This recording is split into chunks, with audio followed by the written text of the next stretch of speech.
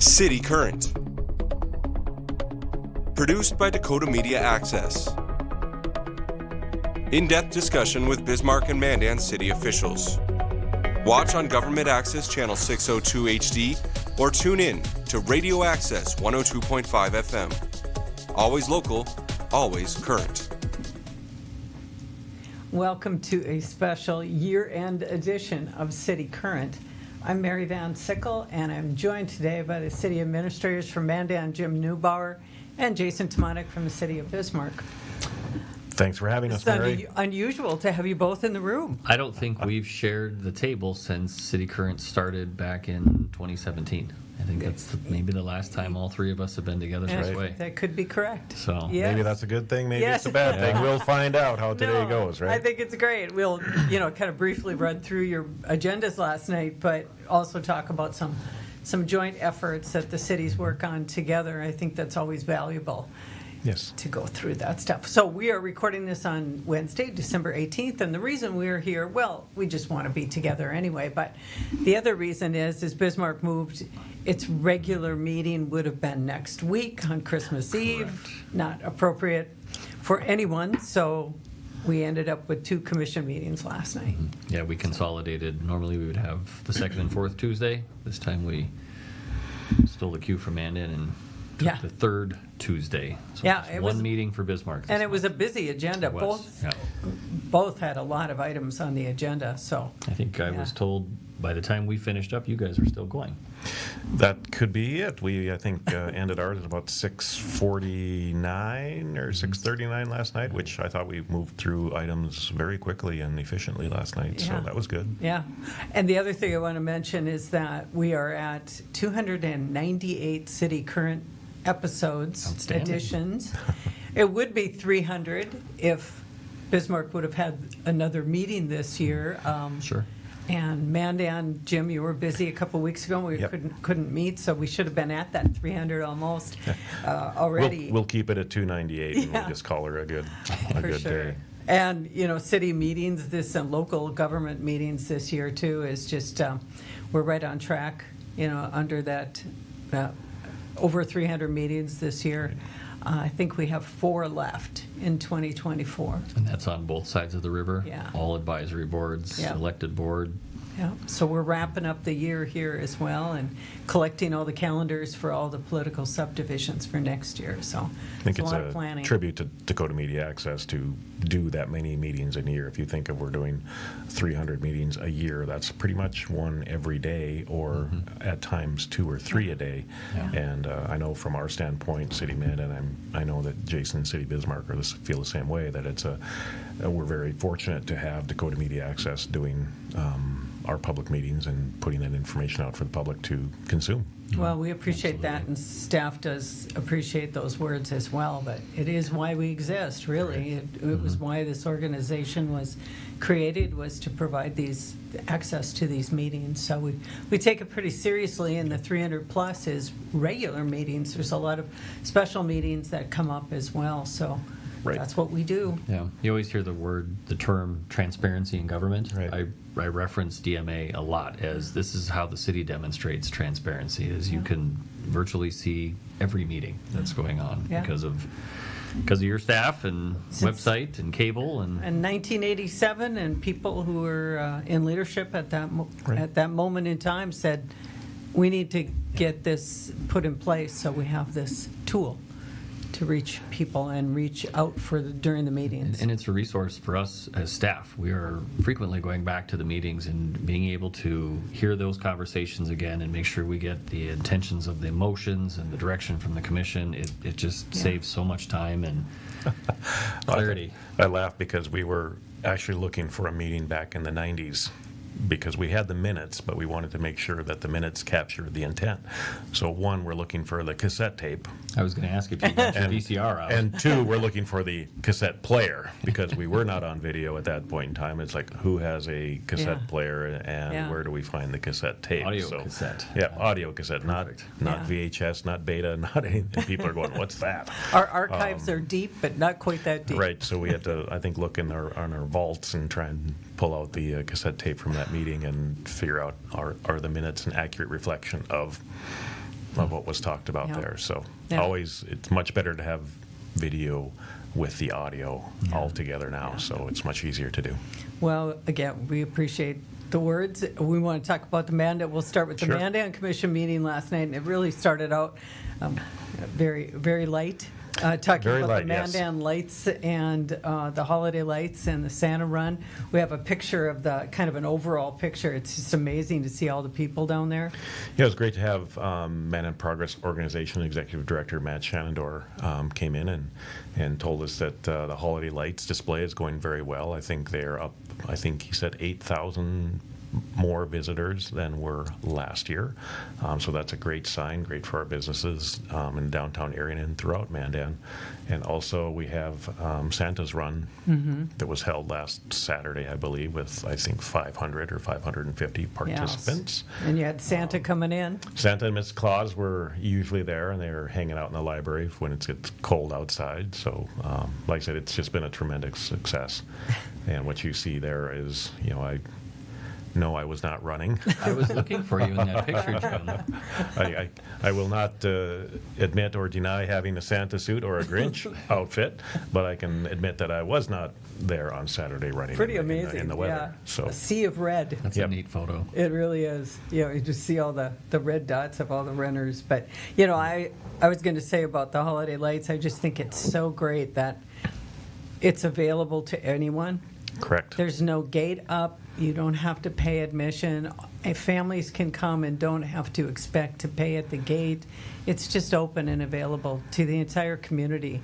Yep, and it's I think every night on the weekend there's kind of a different theme. I think Saturday night was make a donation and get yourself a Cousin Eddie hat, or I'm not sure what those things are called, but yes, I made my donation and got a couple of hats, and away we go. But I think the idea is to bring people downtown, bring some joy, bring some family activities. We had, I think Mandan High School had their snowball dance on Saturday. So the number of youngsters down there taking selfies and taking Photo pictures, ops, it yeah. was crazy. And I Yeah. mean crazy in a good way. Well, it's beautiful. It really so is beautiful. Great too. photo ops, Yeah. and we run through the first part of January with that. So if you haven't been down there, Still please, you stop down there once, Yeah. twice, 3 times, pick your favorite. Well, Renee Murish, who runs the Depot and Yep. signature events at the Depot, and now sits on our Dakota Media Access Board, and she was explaining too that if they aren't booked for an event, she opens the door. They have cocoa in there. Right. People can warm up if they need to and whatnot. But weather's been okay so far. Weatherman's great. Yeah. The weather has been great, and a big thank you to all the Man in Progress organization volunteers and board members that are there every night helping out, to the businesses and individuals that are helping sponsor the event.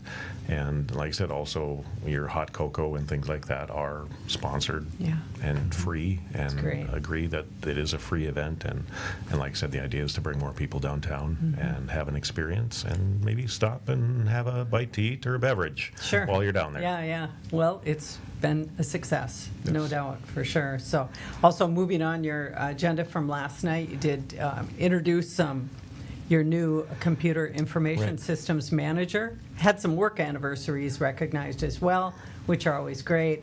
But you have someone new, and this is a new Right. position, Yep, right? and the work anniversary, we recognize those 3, 5, 20, and even a 30-year employee, which is rare in these days to find someone who has been Yeah. with an organization for 30 years. So kudos. I think Tim Meitinger with our Public Works Utility Maintenance Department has been with us 30 years. So thank you, Tim, and thank you to the others. We also, like you said, computer information systems manager, new position that Got a was picture created. of her we could pop up too. Yeah, Carrie there you go. Mischel Yeah. comes to us, I think, 16 years experience in Connecting Point, and I think the last 8 to 10 years have been with Starian Bank. Very well versed in security and information systems and new technologies. That this has been a position that we have, we'll say, desperately needed. And she's already finding in her first 2 weeks there are some things that we're doing that probably need to be changed, Yeah. and employers are going to be in for whether it's the multi-factor authentication, where it's okay, I can sign in, but I also have to sign in 2 different ways, or a 15-character password, or you're being locked out after 3 tries on your old password. Some basic things like that are forthcoming. Yeah. We're all going to have to pick up our game. Well, we'll You'll let adapt. her. Yeah, Yes. we'll let her get her feet wet. But our staff will definitely want to meet with her at some point in time. We do rely on, I know, Bismarck's IT department Right. periodically too to troubleshoot in the meeting room. So we'd like an opportunity to meet with her in the future. So, Absolutely. There's been no shortage of projects, and she's been getting out to all of our remote locations to see what they have, finding, oh, you've got a Windows 7 machine that is doing what and shouldn't be. So like I said, we're in the process of that and fixing a lot of things that we need to have taken care of. Any IT position, it never ends. Never There's ends, always yeah. something to be working on. Moving on your agenda last night, Marlo Anderson came forward, wanted to talk to the commissioners about plans for the North Dakota Musicians Hall Correct. of Fame. So if you're not familiar with, very interesting, Lawrence Welk, Peggy Lee, there's a couple others that are currently, if you are in the band shell in Dykstra Park, there are some boards indicating, who those members of the existing Hall of Fame are. I think that may have been a chamber leadership project many years ago. And I think Marlo and Jim Silrum and Brock Colbert, part of the main crew of the board of directors of North Dakota Music Hall of Fame, would like to expand that and let's say, okay, let's maybe look at putting some bronze statues around the downtown area of, again, North Dakota musicians or writers or things like that we could honor and celebrate and make it more interactive. Marlo obviously is the guru of geek, as I think he is called, and make some AI things, or looking at doing kind of a traveling jukebox that could be pulled up anywhere and that would be filled with North Dakota musicians, and music would be playing out of that jukebox. So, Yeah, I thought it was interesting too. They were explaining about statues, bringing in bronze statues as well, based on Rapid City and their president's statues that Right. they have throughout their downtown area.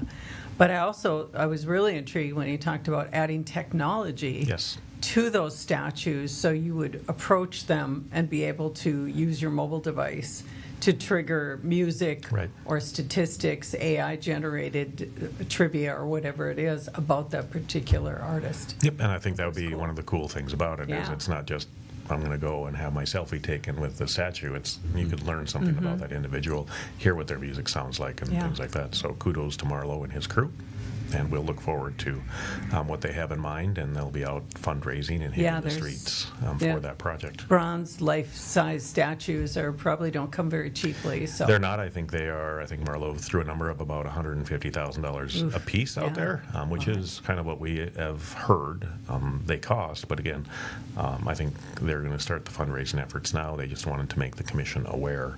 Here's what we're going to be doing and looking at, and yeah, go very from there. cool.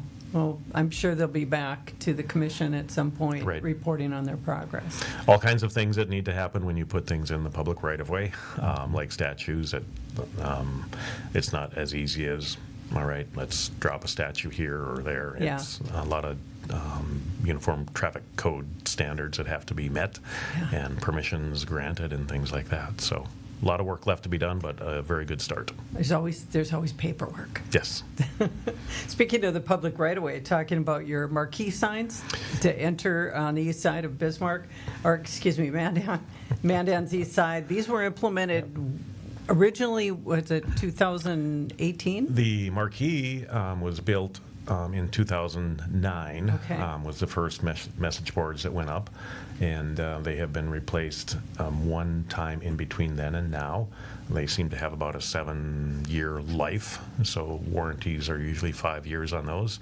And this marquee happens to sit on federal and state highway right-of-way, so we are limited in the messages that we can put on there. We can't, advertise a sale or for a private business and things like that. But they're very good for community spirit events and those kind of things. Throughout the last year and a half, several panels have been kind of burning out, and we've replaced, and it's time to replace that board. I think this one was put in 2018, I believe, so it's about a 6 or 7 year life. Gets a lot of use. A lot of use. It's out in the elements, so Yeah, it's it's- understandable that they would not function properly Yep. over time. So It's a new Yeah. technology if you think of a TV that you bought 7 years ago compared to what you can buy today. Sure. So again, we're looking at replacing both sides of the marquee, and Well, the commission took action last night, accepted the bids. The Correct. bids are awarded, so this Bids are will move ordered, so forward. we will sign contracts and move forward on replacing those. The new boards will be a higher resolution. Okay. So the things Yeah. that we can put on there will look more crisp and better. And again, for the folks that are listening, there's a lot of rules that go along with a message board like this that we have to abide by. And so when we get calls and say, can you advertise my car sale, things like that, it's a no-go. We're pretty strict, and we're pretty obedient to those rules because we really like that message board where it's at. And I think it's a great community asset to be providing those things. For sure. Well, we'll be watching for that Yep. to go back up. Had to end with your final tribute last night, and with your photograph of the group in the Right. room. I didn't think you were in the picture, Jim, till I really dug in there, and there you are with your Eddie hat. Talked about the Cousin Eddie hat, and Mayor was very, let's wish the community Yeah, Merry Christmas that's and nice. things like that, and said, all right, everybody dress in your maybe not your finest festive wear, with obviously a Cousin Eddie hat and some beautiful looking Christmas sweatshirts and sweaters Hats and and- garb. But like I said, it's a matter of we do certainly wish our community Merry Christmas and a Happy New Year, as this Yeah. was our last meeting before we start over in January. There So we go. You're all scheduled. We got you in the schedule. we're good. Yeah. Well, thanks, Jim. We'll run through Bismarck, but before we do, if you're just joining us, this is City Current. It's December 18th when we're recording this program. Jim Neubauer, City of Mandan Administrator. We just talked about what they were doing last night at the City Commission meeting, and Jason Tomanik is here, City Administrator for Bismarck. So we want to talk about the agenda, some of the highlights last night. Starting out with, on your regular agenda, Downtowners and the Chamber EDC both gave updates, their quarterly updates on your economic development contracts Yep. with them. Both groups are, as you just mentioned, contracted with the city to support economic development. As the Downtowners name implies, they're primarily focused on the internal part of the community, the central core. Projects there would be, of course, Renaissance Zone related or anything related to infill and redevelopment. Kate Herzog with the Downtowners shared some of their multicultural events. They're doing a number of things throughout the year to welcome new Americans to Bismarck, and recently they were bowling, and I think she mentioned coming up they are getting ready to go curling. Nice. So it's a nice way to help Yeah. people network in the community and get out and do some of the fun things, especially in the wintertime. It's nice to be able to find a reason to get out of the house and engage with others. And then we heard from Nathan Schneider. Nathan, of course, is with the Bismarck Mandan Chamber EDC. Their focus is a little more on workforce and economic development, kind of more broad pictures throughout the community. Nathan shared some examples of some of the work that they've been up to, and for those that are keeping track, at the last commission meeting, I believe it was, both contracts were renewed for the next year, so we will continue to rely on the services from the Chamber EDC and the Downtowners for more economic development. The one thing kind of unique that came along with Kate Herzog's presentation was Carl Sovak. Carl is the Dean of the Gary Tharaldson School of Business at the University of Mary. He has partnered with the Downtowners to work through their economic development support, and one of the things that Carl presented to the commission, and it was unanimously supported, was this idea of a call for projects. And the City of Bismarck did a call for projects back in 2019, I believe it was, when we adopted the strategic plan at that time. And as the name implies, it was an opportunity for citizens in the community, businesses, organizations to come forward and say, here's something I think the city should be working on. And there were a number of really great ideas that came forward. Probably 9 or 10 of those came to fruition in one way or another.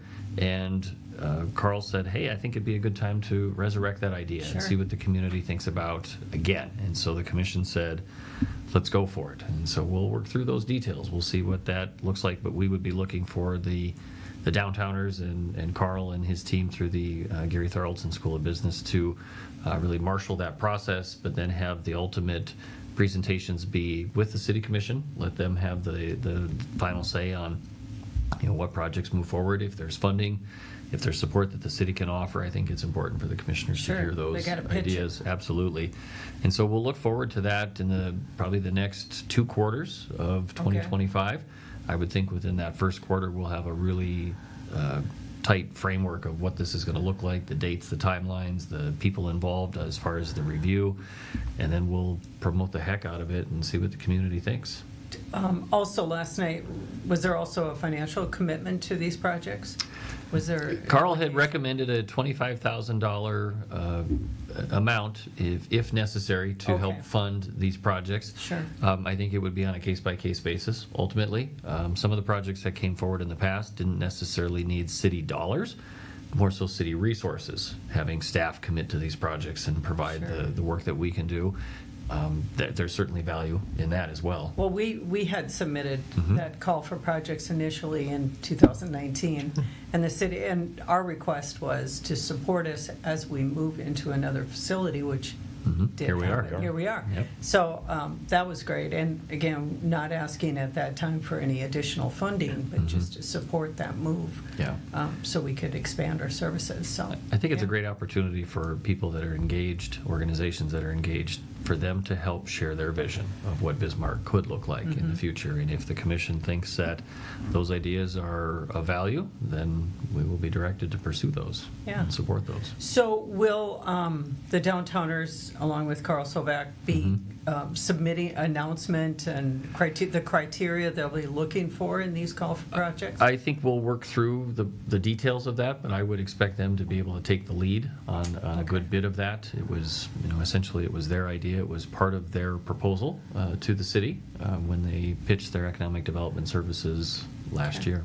So Sounds good. It's coming then. All right. yeah. Also coming along is a new strategic plan and update. Doug Wiles, your assistant city administrator, is now shepherding the project along, but it's a little different than the last It is. strategic plan that Right. you had. The last time, as we just mentioned, in 2019, when we worked through the process with a consultant, we were very community facing. We engaged a lot with community stakeholders, different organizations, town hall type meetings, and just heard a lot of feedback from the general population, which was outstanding because it helped guide a lot of the decisions for the commissioners over those years.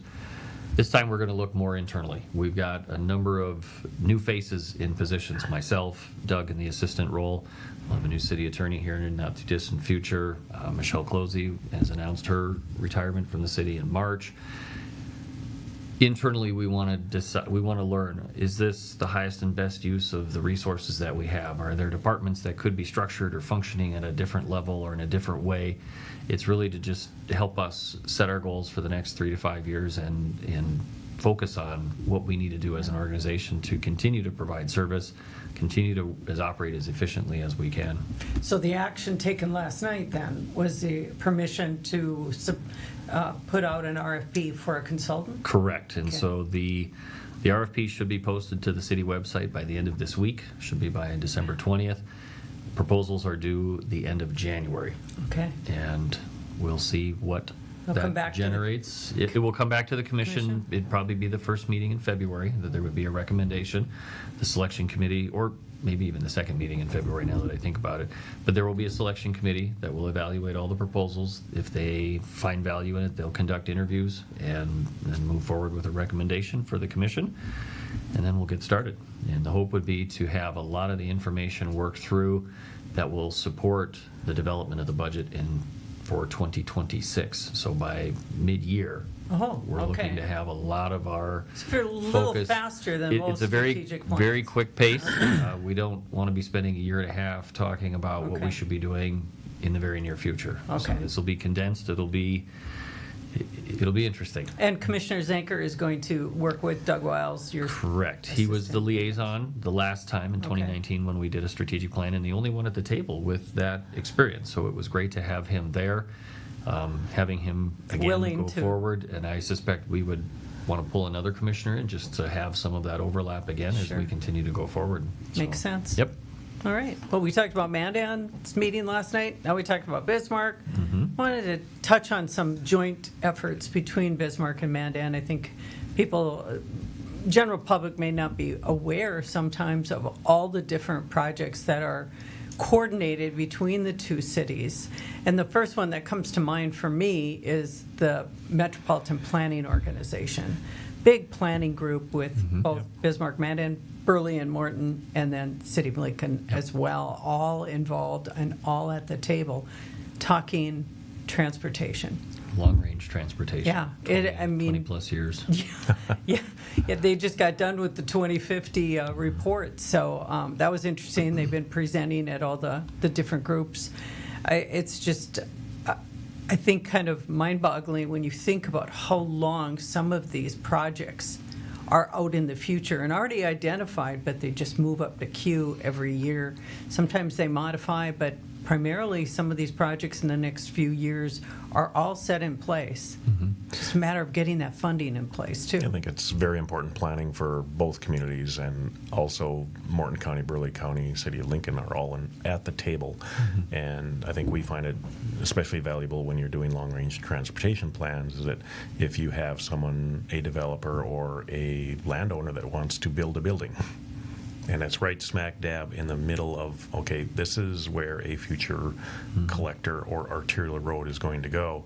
We need to know that so that we're not coming in, 15 years later going, we need to buy this property and move your barn out of there because it's this is where the road is supposed to go. So from that point of view, it's extremely valuable work that they do. Yeah. And important that this area, this region, with all those 5 entities involved, have a seat at the table.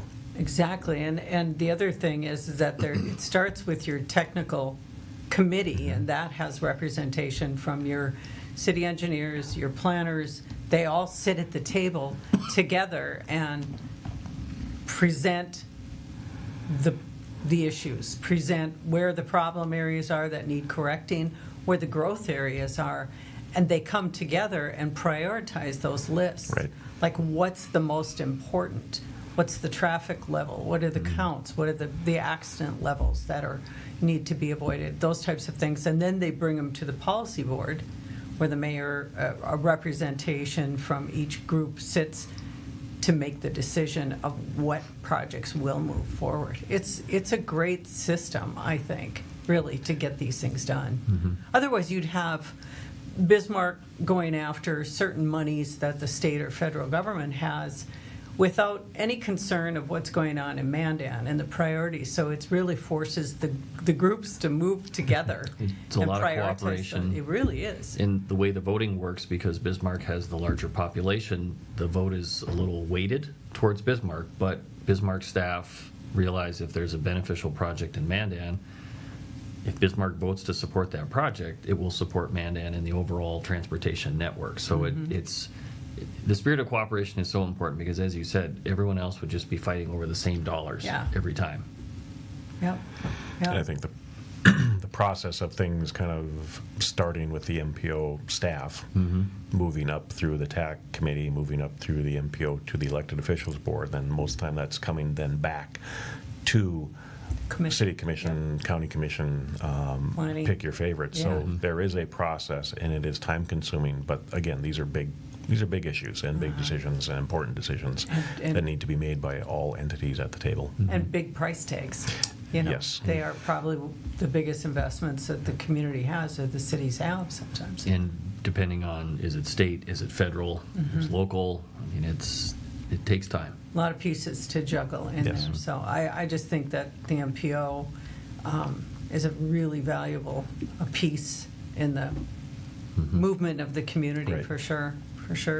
One thing I did want to mention as well, I saw on both your agendas, there were a lot of appointments last night to your boards and volunteer committees. I think you must have had 10 or 15, and Bismarck had the same, and everything from forestry board to weed board. Not the weed board. We don't do the weed board in the city. Over here. Yes. But there's a lot of different groups that were taken care of and populated last night. Yep. I think it's a good chance. There are opportunities for folks to get involved. And I think from a commission standpoint, they're always looking for that. What are the other ways we can garner public input? Serving on committees and boards is one way. Those meetings are all open to the public still, and they're normally recommending bodies up to your city commissions. And so, like I said, it's another way for folks to get involved without, well, I don't have to be on a city commission. Maybe I can be on the community beautification committee. Maybe I can be on the economic development part through our growth fund and our vision fund and things like that. So it's another way to get folks involved and help staff and also help our commissioners make the best decisions that they can. Comes about this time of year. It seems like there's just It a lot does. of different people. Some turnover. Some people want to serve multiple terms, which is allowed, and depending upon the group. But yeah, it comes across every end of the year.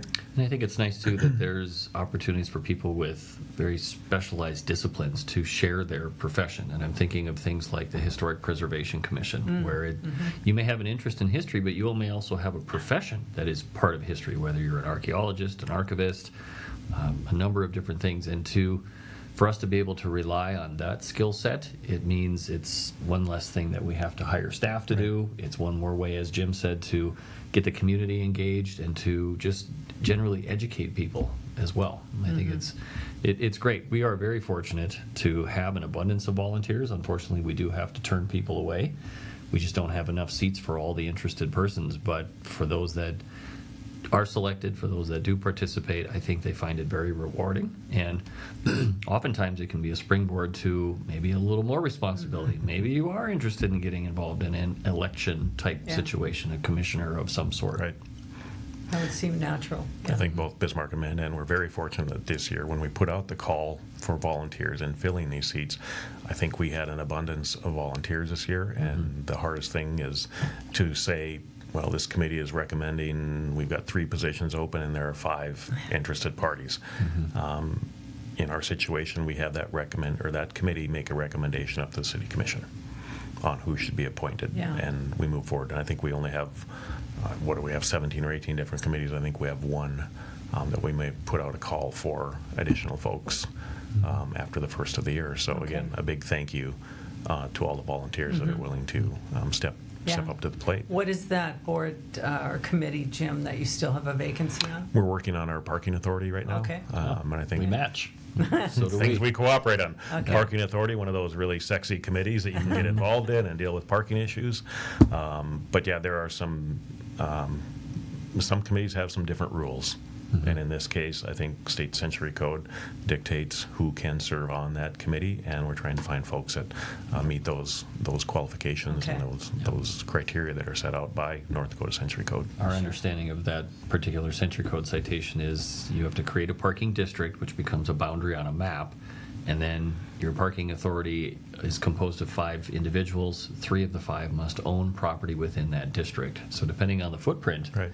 you've got a pretty narrow scope of potential citizens that could be engaged or involved. So And that information, I would assume, is on your website, so if people are interested in serving on the parking authority, they can check the website and see if Definitely. they meet that criteria. So we'll see next fall. You'll start this process over of asking for volunteers. Wanted to talk about the legislature coming up. Yep. Again, on both agendas last night was your list of priorities you were presenting to the commission, getting their feedback. I think there were some additions made at the time, but this is also following the League of Cities has a legislative agenda. It seemed like Correct. it followed very closely with what both Bismarck and Mandan have proposed. Not a huge difference, but you want to talk about that a little bit, Jim? Will you start us out? I think that the North Dakota League of Cities, we are members, Bismarck and Mandan are members of the League of Cities, and they are really one of our main lobbying arms for the municipalities across the state of North Dakota to our legislators and our state elected officials. So we glean some of our policies and some of our positions based on the league, and obviously cities all have their own interests. And while everyone think, well, one city to the next city, it's all the same. We all have unique opportunities and unique challenges that face all of us. Mandan faces something different than Bismarck faces, and things like that. So our positions generally line up with cities across the state. Yeah. But sometimes there are some differences, and we make sure that our interests are represented. What we did last night is we've got 3 new commissioners, right, that haven't been through a legislative session as elected officials, and kind of here's how we operate, here's what we do. We ask the commission to take some pretty general positions that then we as staff can go into, whether it's letters of support or we're testifying in front of committees. We can do that without having to come back to our elected body and get permission every time a bill comes up. We've got some general statements in there that what we will support and what we will oppose. And if there's a question, we'll always consult with our portfolio holders and make sure they're in the loop and get the appropriate permissions to Sure. testify for or Yeah. against different bills. I thought it was interesting, I think it was you, Jim, that was talking about opposition to politicizing the makeup of our local political subdivisions and not requiring candidates to declare their party. That seems to come up in every legislative session, that there is a bill introduced that would require school board, park district, city commissions to do that. I find that interesting. I'm not sure where it always comes from, but it's never has been successful. So I think it's good to see that discussed. And I think we've testified against that bill every time it's come up. And last night, the logic, and I think when Commissioner Scott Davis was a Mandan City Commissioner and we wrote testimony and he participated in doing that, it really doesn't matter whether you have a D or an R or an I or whatever behind your name or in front of your name, we're still going to pick up the garbage just the same way. We're still going to ensure that when you turn your faucet on, there's water, and when you flush, that water goes away, and we're going to ensure that there are adequate police and fire protection for the community. It's what we do. Yeah. It doesn't matter what party you belong to. Sounds These are like things that we municipal do. government party to me. Yes. Yep. For sure. So it's always that's a bill that seems to come up every time, and like I said, I think we're fortunate that it has not passed, but we likely will surface again here in the next 2 or 3 months. Probably, yeah. I did, listening to the discussion for Bismarck, there was an addition added to address childcare issues, or at least support state efforts that would be looking at childcare. And the idea there, the comment came from Commissioner John Risch to include childcare, and he had noted that it was on the North Dakota League of Cities priorities, and that's a statewide priority for them. But the thought would be, if childcare is more attainable, more affordable, it puts families back into the workforce as well, and Addresses the it shortages. addresses the shortages that we have throughout the state as well. So, does that mean the city's going to be building a daycare center? No, that's not what that means at all. But if there are bills or legislative efforts to make childcare more affordable, then we would be very interested in seeing how that can be achieved. Yeah, definitely a challenge for most families right now. We can anticipate a lot of property tax bills coming forward. I would assume you guys are going to have your eyes on that one. Definitely. Yeah. Yeah, Latest we were word, there told were somewhere north of 50 drafts. bills going around right now. Yeah. So Yeah. And our legislature is unique. Every bill gets a hearing. And so in the past, there have been 900 plus bills over the years. And so a lot of work. And I think the other thing that's unique here in this area is because we're in the aura of the state capital, the city of Bismarck and Mandan are often called upon to testify and be a part of a lot of the bills. It's only normal. Obviously, you live adjacent to the function of state government. So I know you're up there a lot. You'll be missing an action around here and some other events in the community as you focus on what's going on in the legislature. But you did say last night too, Jason, that it is the intention to bring in your department heads when necessary as well. I would assume that's the same for you, Jim. Yeah. Yep, it's very interesting. I think one of the really positive things that came out of COVID was that you can participate and watch hearings that happen at the Capitol now online. Yes. And they do a fabulous job about chaptering, just like we do here, and making sure you can go to who's speaking and who you want to hear, so you're not having to sit for hours at the Capitol waiting for maybe a 5-minute or 2-minute presentation. Yeah. You can watch those online, so kudos to them. We also have discussions, and I know Bismarck does it the same way, is we're involving all of our departments and giving them updates on, having them give us updates on what they think is important. They're the experts. Yes. In a lot of these areas. And some of those departments have outside organizations like the police chiefs organization, the fire chiefs, Right. fraternal organizations, things that they've got a broader view on these, not just in Bismarck or Mandan, but maybe even across the state or throughout the region Right. as well. Yeah. And so those groups will help provide testimony and support and opposition if necessary. But you, as the city administrators, are kind of the pivot point for both any kind of city testimony, whether it's commissioners or your department heads, to be working with you, so you're all working and singing from the same hymnal. I think that's the important part Yeah. there, is to make sure that everybody is saying a very similar thing Yeah. throughout the process. And Commissioner Cleary had noted that last night, that, just even for commissioners, if you're intending to testify, just give the administrator a call, shoot him an email, You something. don't want to be conflicting. You Absolutely. don't want surprises, so that makes a lot of sense, Yeah. that there's one central person that's acting on behalf of the city. Interesting. I was driving to work this morning. I was trying to count the number of sessions that I've been involved in. This is going to age me. I'm sorry about that. But This will be my first. I'm just kidding. from the time in my previous job till now, I didn't have to take my socks off, but I was at 19.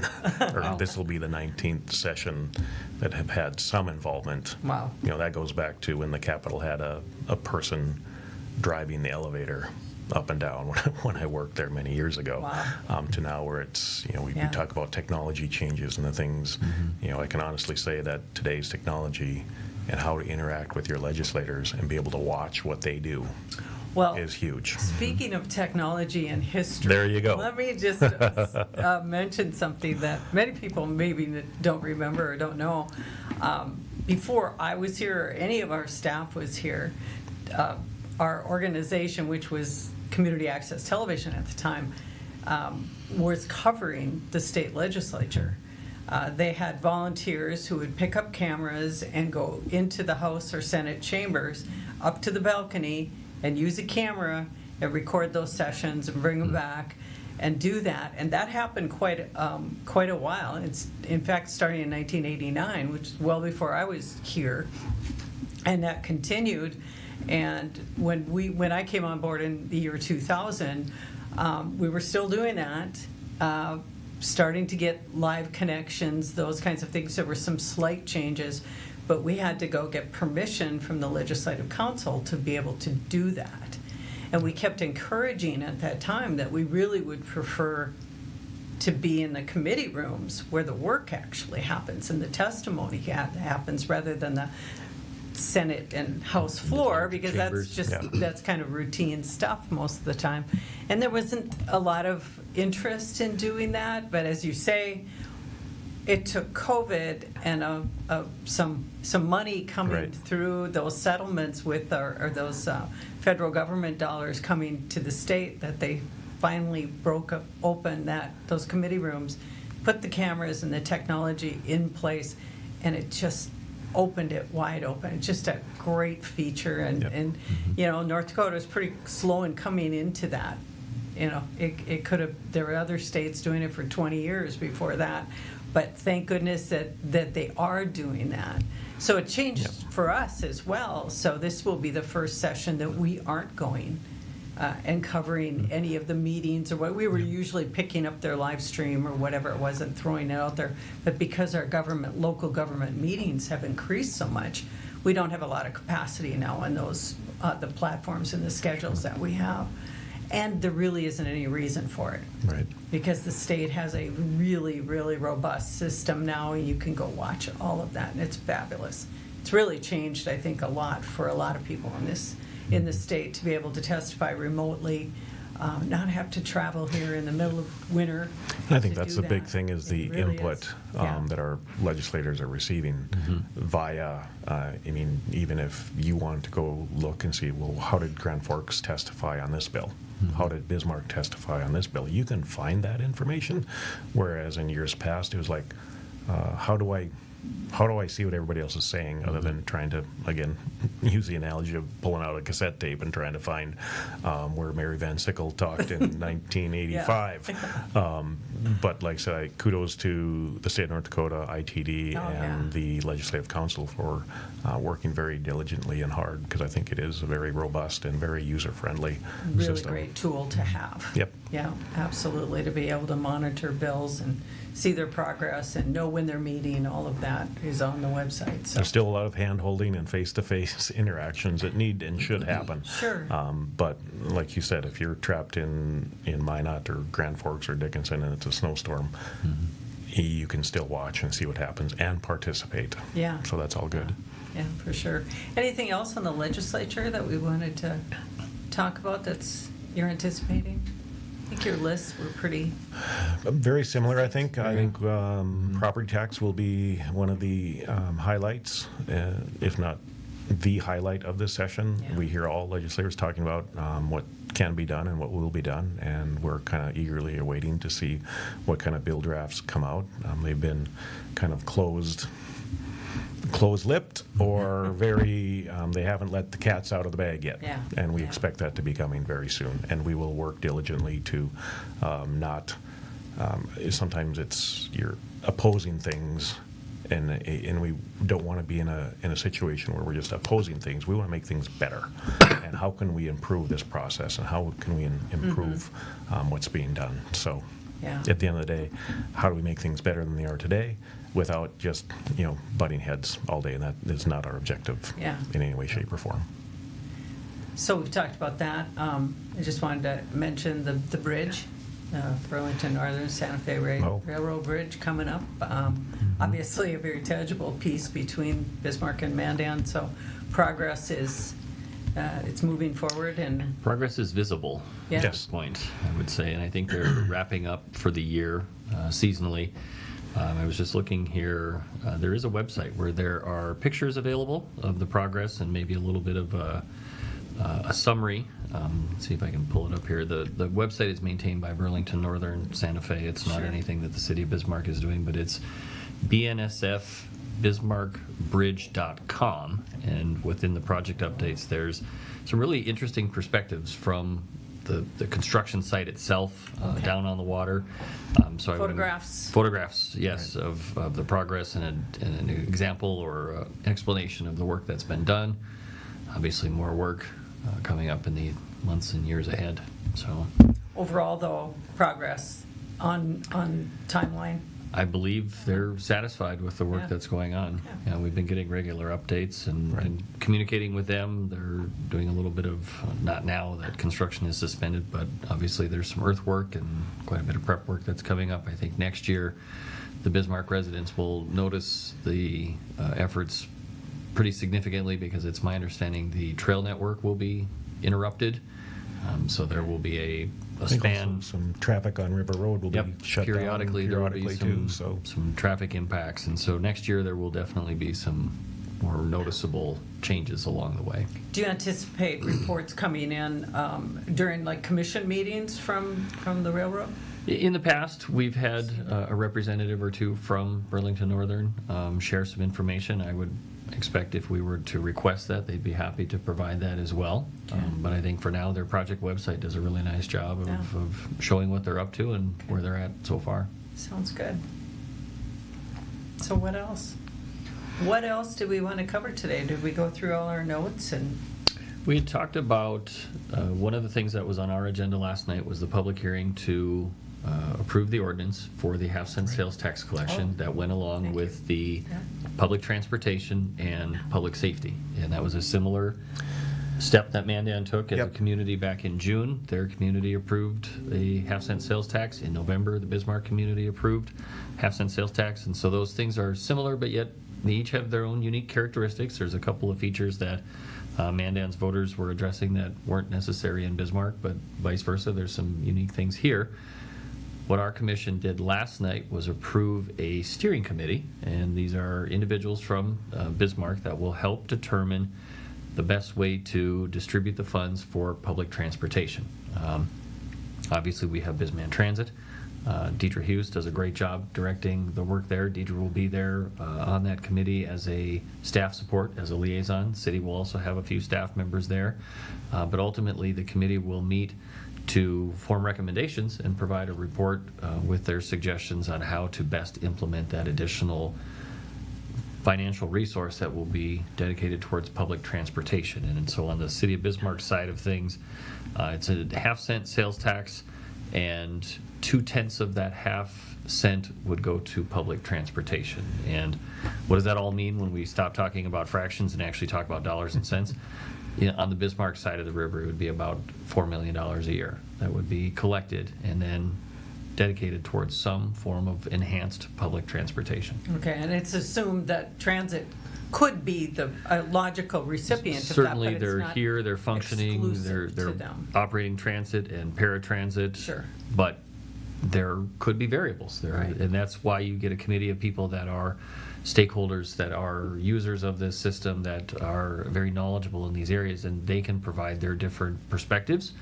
And hopefully there's a nice, strong consensus of information that comes forward from that group. So the remaining part of that sales tax then, excluding the transit part, comes to the commission's control. Correct. For primarily police and fire, public safety, the way it was written in the ordinance, it talked about specifically costs associated with the building of a police or a fire station, the acquisition of police or fire emergency vehicles, and the costs associated with the city's cost of utilizing the Burley Morton Detention Center. And I think that's one of the aspects that probably isn't in the Mandan side, but the Bismarck side. We have prisoner care expenses when there are people arrested in the city and they go spend time at the Burley Morton Detention Center.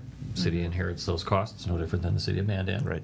And any other organization that has caused somebody to be in jail. And what do you anticipate the dollar number for that On the portion? public safety side, it will be closer to $6 million Okay. a year. And Okay. so it's the half cent in Bismarck is going to generate about $10 million at today's rates and today's economy. And it So begins collection in January then? I believe I want to say it's January, and then the city will realize those new revenues in June, is my understanding. Second quarter? Yeah. Okay. And I think on the Mandan side, it is the similar group had gotten signatures and put that on the ballot in June on the primary, and that was passed. And so we have had a meeting with members of Bismarck Mandan Transit on how this whole process will work, similar to Bismarck. Again, the half cent, 2 cents of that will be dedicated to public transportation, and the other 3 cents of that is to, similar to Bismarck, with emergency services, with police and fire buildings or vehicles or equipment, and also City Hall accessibility. We did not, and the sponsoring committee did not put in the piece on detention center costs and things like that. Maybe those are the slight differences in Bismarck and Mandan. Bismarck has that in there, Mandan does not. We have City Hall accessibility in ours, Bismarck does not. So they are a little bit different. Ours was passed in June, so starting on January 1st, the implementation of that half-cent sales tax will show up. Okay. And then again, usually it's about 3-4 months later is when we will receive our first disbursement of those funds from the state of North Dakota, who administers and collects the sales tax revenue, and we'll go from there. So do I understand that the commissions will have control over any of the projects that come forward from this? If they will be deciding on the transportation end of it as well as the public safety. Those decisions will land with the commission? That is true. That's Okay. Yep, correct. Okay.